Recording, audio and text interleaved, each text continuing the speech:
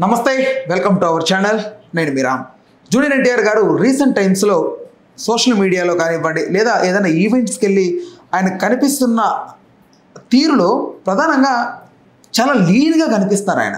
అయితే దీనికి చాలామంది ట్రోల్ పేజెస్ లేకపోతే కొన్ని అదర్ హీరోస్ యొక్క ఫ్యాన్ పేజెస్ అన్నీ కూడా ట్రోల్స్ చేస్తూ ప్రధానంగా జూనియర్ ఎన్టీఆర్ గారిని టార్గెట్ చేస్తున్నారు. అయితే ట్రోల్ అనేది సహజమే, కానీ ఆయన పర్సనల్ లైఫ్ని కూడా బయట పెట్టేలా చాలామంది ఆయన వ్యక్తిగత జీవితంలో ఆయనకున్న హ్యాబిట్స్ పరంగా ఆయన ఈ విధంగా తయారయ్యారని కొంతమంది మాట్లాడుకొస్తున్నారు. అయితే దీనికి సంబంధించి రీజన్స్ ఒకటి మూవీ మేకోవర్ అని కొంతమంది మాట్లాడుతుంటే ఇంకొంతమంది ఈ విధంగా ట్రోల్స్ చేస్తున్నారు. ఓవరాల్గా అంశానికి సంబంధించి మనతో మాట్లాడడానికి సినీ మరియు రాజకీయ విశ్లేషకుడు దాస్ విజ్ఞాన్ గారు ఉన్నారు. ఆయనతో మాట్లాడదాం.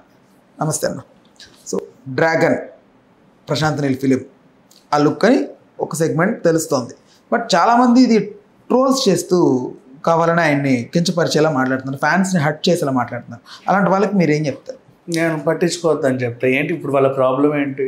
జూనియర్ ఎన్టీఆర్ గారు అంత సన్నగా ఉండడానికి జూనియర్ ఎన్టీఆర్ ఫోటోషూట్ చేయించుకొని ఓకేనా 10 స్టిల్స్ ఇన్స్టాగ్రామ్లో పెట్టి కామెంట్లు చేయండి అని వదిలేడు అనుకో. ఫర్ ఎగ్జాంపుల్ చాలామంది హీరోయిన్లు పెట్టుకుంటారు కదా ఇట్లా స్టిల్స్. అప్పుడు పాజిటివ్గా వచ్చినా నెగిటివ్గా వచ్చినా తీసుకోవచ్చు, తప్పు లేదు. నువ్వు ఆయన ఎక్కడో పెళ్లిలో చూసి, ఎక్కడో ఫంక్షన్లో చూసి, ఎక్కడో షాపింగ్లో చూసి నీకు నచ్చినట్టు ట్రోల్ చేస్తే వాళ్ళకి మనం సమాధానం ఎందుకు చెప్పాలి? కాంతార ఈవెంట్ నుంచి స్టార్ట్ అయింది అది. నెక్స్ట్ ఆయన సన్నబడ్డాడు అంటే ఆయన డైరెక్టర్కి ఉండాలి ప్రాబ్లం, నెక్స్ట్ సినిమా తీసే డైరెక్టర్కి ఉండాలి. ఆయనకి ఏమన్నా ఆరోగ్యం సంబంధించిన ప్రాబ్లమ్స్ ఉన్నాయంటే వాళ్ళ కుటుంబానికి ఉండాలి ప్రాబ్లం. వీడికేంటి అవసరం ఏంటి? నీకు నచ్చకపోతే ఎల్లకు చూడకు, ఆయన్ని మొత్తం పీక్కుపోయాడు ఏంటి ఇలా ఉన్నట్టు పోకు, చూడకు. నిన్ను చూడమని కూడా ఎవరు చెప్పట్లేదే. అదే కదా, అవసరం ఏముంది? అంత రక్కాల్సిన అవసరం. ఫ్యాన్స్ హర్ట్ అవుతారు, హర్ట్ చేయాలని కూడా కొంతమంది రాసుకుంటారు. అసలు ఈ క్రిన్స్ని పట్టించుకోవాల్సిన అవసరం ఏంటి? నీకు ఆయన నచ్చితే చూడు, నచ్చకపోతే దూరంగా ఉండు. ఆయన్ని నచ్చే వాళ్ళు చూసుకుంటారుగా. ఇప్పుడు నాకు జూనియర్ ఎన్టీఆర్ ఎలా ఉన్నా ఇష్టమే, నాకు ఇష్టమే, నేను చూస్తాను. పాయింట్ ఆడెవడో వాడికి ఏంటి మొహం పీకిపోయింది అన్న నువ్వు చూడకు. ఇప్పుడు యాజ్ ఏ అభిమానిగా నేను తారక్కనికి ఏమైంది సడన్గా ఏంటి ఇలా అయిపోయాడే ఒక భయంతో ఉన్నాం అనుకో. ఫర్ సపోజ్ అనుకో అదే ఎందుకు అనుకోవాలి అని కొంతమందికి ఉంటుంది. ఎవరికి ఉంటుంది? ఫ్యాన్స్ ఎవరికి లేదే, ఏ ఫ్యాన్కి లేదు ఇప్పటివరకు, ఒక్క ఫ్యాన్కి లేదు, నాకు తెలిసినంత వరకు లేదు. అందుకే ఇంత ధైర్యంగా చెప్తున్నా, ఎవడికి లేదు. మరి ఉన్నోడు ఎవడు? వాడు ఫ్యాన్ ముసుగులో ఇది ఇట్టుంది అనేవాడు ఎవడు?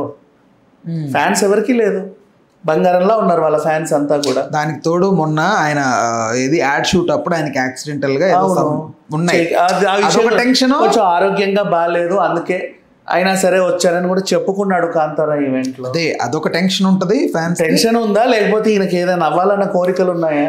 ఆయనకి ఏదో అవ్వాలని ఎవరు కోరుకోరు, కానీ అలా ఉన్న టైంలో ఎవడో ఈ విధంగా రాతలు రాస్తా ఉంటే కొంచెం పట్టించుకోవద్దు. ఏ ఫ్యాన్ హట్ అవ్వరు. ఏమంటారు బాబు ఇట్లా రాసాడని అసలు చూడని కూడా చూడరు. ఫస్ట్ ఆఫ్ ఆల్ చూడని కూడా చూడరు అలాంటివి. వాళ్ళకి అంత టైం కూడా లేదు. దానికి తోడు పాత మొన్న ఏదో ఒక ఇంజెక్షన్, దాని పేరేంటి ఒలింపిక్స్ ఏదో వాట్ ఎవర్. సో అదేదో ఇంజెక్షన్ వాడారని. ఎవరు వాడారు? ఆ ఇంజెక్షన్ వాడినోడు ఇంజెక్షన్ వేస్తే ఉన్న ఫోటో బయటకు వచ్చిందా? వేసిన డాక్టర్ చెప్పాడా? కొన్నాయన చెప్పాడా? అమ్మినాయన చెప్పాడా? వేసుకున్న ఆయన చెప్పాడా? అసలు ఆ ఇంజెక్షన్ చరిత్ర ఏంది అసలు నాకు తెలియదు. ఇంజెక్షన్ గురించి నేను మాట్లాడదలుచుకొని కూడా లేదు. ఎవడో రాసిన వెర్రి ఇట్లాంటి వాటికి నేను దాని ఎక్స్ప్లెనేషన్ కూడా ఇవ్వదలుచుకోను. దాని అవసరమే ఉంది చెప్పు. సరే వాడితే వాడాడు, వాడకపోతే వాడలేదు. ఆరోగ్యం పాడితే ఆయన ఆరోగ్యం పాడైంది, వాళ్ళ కుటుంబానికి ఉండాలి. పీక్కుపోయాడు అంటే వాళ్ళ డైరెక్టర్కి ఉండాలి, నెక్స్ట్ సినిమాలు తీసుకునే డైరెక్టర్లకు ఉండాలి. వాళ్ళకి లేదు, వీళ్ళకి లేదు, ఆయనకు లేదు. వీడేవాడు మధ్యలో? వీళ్ళ ప్రాబ్లమ్స్ ఏంటి? పీక్కుపోయాడు చూడకు, నీకు పీక్కుపోతే నచ్చకపోతే. ఇప్పుడు ఫర్ ఎగ్జాంపుల్ సరే పీక్కుపోయాడు ఒప్పుకుంటాను నేను. తంగలాండ్లో విక్రమ్ ఎలా ఉంటాడు? సెవెంత్ సెన్స్లో సూర్య ఎలా ఉంటాడు? ఆ డైరెక్టర్ వాళ్ళని ఎలా తయారు చేసుకున్నాడు? నెక్స్ట్ సుప్రీం యాస్కిన్లో కమల్ హాసన్ ఎలా ఉంటాడు చెప్పు. మరి ఆ క్యారెక్టర్ తగ్గట్టు ఏమైనా తయారయ్యాడేమో వీడికి తెలుసా? తెలియదు కదా. దేవరలో కొంచెం బొద్దుగా అయ్యాడు, సెకండ్ హాఫ్లో కొంచెం సన్నబడ్డాడు, ఆది సినిమాలో ఇంతున్నాడు, యమదొంగకు అంత అయ్యాడు, కంత్రి ఇంకా సన్నబడ్డాడు. వాళ్ళ ఇష్టం అబ్బా. ఆ డైరెక్టర్లకు ఉండాలి ఈయన వల్ల ప్రాబ్లమ్స్ ఉంటే. ఏది లుక్స్ పరంగా హెల్త్ పరంగా ఈయనకి వాళ్ళ ప్రాబ్లమ్స్ ఉంటే వాళ్ళ కుటుంబానికి ఉండాలి, వీడెవడు మధ్యలో అభిమానులకు ఉండాలి అయినా సరే హెల్త్ పరంగా అంతే. వాళ్ళందరూ బాగున్నారు, మధ్యలో వీళ్ళు ఏంటి ఎందుకు ఇప్పుడు ఆయన ట్రోల్ చేయాలి, నాకు ఏదో అయిపోయింది అని జనాల్లో ప్రచారం చేయడమా? ఏదో ఇంజెక్షన్ వేసుకుంటే ఎన్టీఆర్కి ఏదో అయిపోయిందంట, ఇంకేదో ఉంటాడో ఉండడో రాసేయండి, అవి కూడా సరిపోద్ది. ఎంత చండాలంగా ఉన్నారంటే మనుషులు ప్రపంచంలో. అదే అందుకే నేను ఈ క్రిన్స్ని పట్టించుకోను.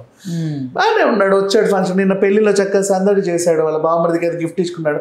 పెళ్ళిని చూడండి అయ్యా బాబు, అక్కడ ఏం జరుగుతుంది? మర్చిపోయిన పెళ్ళి అంటే గుర్తొచ్చింది. పెళ్లిలో కూడా ఆ పిల్ల ఇట్లుంది అట్లుందని కొంతమంది, ఈయన ఇట్లున్నాడని కొంతమంది, వాళ్ళ పిల్లలు ఇంకో రకంగా ఉన్నారని ఇంకొంతమంది. ఏంటిది?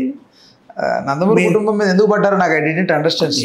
పడేవాడు ఎప్పుడు ఉంటాడు, ఆడు పడతానే ఉంటాడు. ఎందుకంటే అరచేతుల్లో ఇది వచ్చినప్పటి నుంచి ప్రతి ఒక్కడికి ఏందో పెట్టాలి, అందరూ అభిప్రాయాలు షేర్ చేసుకోవాలి. బట్ అందరూ వచ్చారు కదా, బాలయ్య ఎందుకు రాలేదు పెళ్ళికి? తెలియదు, ఆయన వచ్చి వీళ్ళు కవర్ చేయలేదేమో తెలియదు, ఆయన పిలిచారో పిల్లలేదో తెలియదు, ఆయనకి బిజీ ఉంది రాలేకపోయాడో తెలియదు, ఖచ్చితంగా రావాలని రూల్ ఉందో లేదో కూడా నాకు తెలియదు. ఇంకేదో పెళ్ళికి వెళ్ళినట్టున్నారు కళ్యాణ్ గారు, చంద్రబాబు గారు, బాలయ్య గారు, వేరే అదే వాట్ ఎవర్ చెప్తున్నా, ఇదే ఈ గుట్టు మీద ఈకలు పీకేవి ఎందుకు అని. వాట్ ఎవర్, వాళ్ళ ఇంట్లో ఒక వేడుక జరిగింది, పీపుల్ ఆర్ హ్యాపీ, ఇనఫ్ అంతే. వాళ్ళకి ఏమైనా కష్టాలు సార్లు చెప్పుకుంటారు, నాకు కష్టం వచ్చింది అని, అప్పుడు పడి ఎడవండి. మొన్న కూడా పాపం నేను నొప్పితో ఉన్నానని చెప్పుకున్నాడు కదా, అవి వాళ్ళు అయ్యో పాపం అయినా సరే వచ్చాడు అనుకున్నారు. ఇట్స్ ఓకే, అంతే. పీక్కుపోయాడు, తరుక్కుపోయాడు, ఏదో మొత్తం గుండె బరువెక్కి కొట్టుకుంటున్నారు, ఎందుకు ఈ పెట్ట. సో అయితే ప్రశాంత్ నీల్ సినిమాకి సంబంధించిన లుక్ ఇది అని చాలామంది మాట్లాడుతున్నారు. ఆల్మోస్ట్ అదే నిజం కూడా. ఓకే, అంత సన్నబడి పెడతారకు. దెన్ ఇప్పుడు ఆయన ఫిలిమ్స్ అన్నిటిలో హీరోలని బల్కీగా చూపెట్టాడు ప్రశాంత్ నీల్. ఈవెన్ యష్, కేజీఎఫ్, సలార్, ప్రభాస్ని బల్కీగా చూపెట్టి తారక్ మాత్రం అంత లీన్గా ఏంటి అసలు స్టోరీ బేస్డ్ ఎట్లా అసలు. సో నీకు బట్టలు వేస్తే అలా కనపడ్డాడు. అంతకు ముందు ఒక నెల క్రితమే కదా పాపమైన వర్కౌట్స్ చేసుకుంటూ ఒక వీడియో పెట్టాడు అందంగా. అప్పుడు అరే బాడీ చూసి భలే తయారయ్యాడే అన్నారు. పక్కన బ్రూస్లీ మొహం వేసి ఈ లుక్ కోసం కష్టపడుతున్నాడు అన్నారు. షర్ట్ వేసుకుంటే లీన్కి కనపడేసరికి ఏంటి ఇదో చెక్కిపోయాడు అన్నారు. షర్ట్ ఇప్పేసేసరికి అరే ఏంటి ఇంత చేశాడు అంటారు. ఏమో ఎవడిష్టం వాడు చావండి. కానీ ఒకటి మాత్రం చెప్తున్నా, సినిమాలు వస్తే సినిమాలు చూడండి, నచ్చిన అభిప్రాయం చెప్పండి. వాళ్ళంతటి వాళ్ళు సామాజిక మాధ్యమాల్లో ఫేస్బుక్లో కానీ ఇన్స్టాలో ఫోటోలు పెడితే మీకు ఇష్టమైనట్టు కామెంట్ చేయండి, ఏం ప్రాబ్లం లేదు. పాజిటివ్ అయితే పాజిటివ్, నెగిటివ్ అయితే నెగిటివ్. ముక్కొంకరు ఉంది మూతొంకరు ఉందని పెట్టినా బాగానే తీసుకు. ఎందుకంటే మనంతటా మనం సోషల్ మీడియాకి వచ్చి ఫోటో పెట్టాం కాబట్టి అవతలోడు మాట్లాడతాడు. నువ్వు ఎక్కడో షాపింగ్ కాంప్లెక్స్లో, ఎక్కడో పెళ్ళిలో పడాకుల్లో, ఏడనో ఫంక్షన్లో కనిపించినప్పుడు ఇట్లా తొంగి చూసి నువ్వు అట్లున్నావు ఇట్లున్నావు అనడం తప్పు. రైట్, ఓకేనా? Thanks for the time, thanks for information. Hello, Telugu రాజ్యం ఛానల్ చూస్తున్నారా? సామాజిక, రాజకీయ, జీవన చిత్రణే తెలుగు రాజ్యం. అతిశయోక్తులు, అసత్యాలు ఉండవు. రాజకీయ కోణం కాదు, ప్రజా కోణమే కొలబద్ద.